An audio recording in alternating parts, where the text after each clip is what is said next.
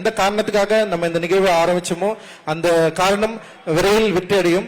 இங்க இருக்கிற நலிந்த கலைஞர்கள் மற்றும் கவனிக்கப்படாமல் இருக்கிற கலைஞர்கள், இண்டிபெண்டன்ட் ஆர்டிஸ்ட், இவங்க எல்லாருக்குமே ஒரு ஏதோ ஒரு வகையில ஊக்கமா நம்ம இருக்கணும், நம்ம விரும்புறோம். அந்த ஊக்கத்தை இந்த நிகழ்வுகள் வெற்றி பெறுவதன் மூலமாக நிச்சயமா அளிப்போம் அப்படின்ற உறுதியோடு இந்த ஆண்டு மார்கழி மக்களிசையை தொடங்குறோம். கலை மக்களுக்கானது, அது மக்கள் கிட்ட கொண்டு போய் சேர்க்கிற வேலையை நீலம் பண்பாட்டு மையம் தொடர்ந்து செய்யும். பாபா சாஹேப் அம்பேத்கர் வழியில் நின்று செய்யும். ஏன்னா பாபா சாஹேப் அம்பேத்கர் 2 விஷயங்களை ரொம்ப முக்கியமா சொன்னாரு. ஒன்னு அரசியல் மாற்றம், இன்னொன்று சமூக மாற்றம். இந்த சமூக மாற்றத்தை பண்பாட்டு அசைவின் மூலமா தான் கைப்பற்ற முடியும்னு அவர் ரொம்ப தீவிரமா நம்பினாரு. அதனாலதான் பௌத்தத்தை கையில் எடுத்தாரு.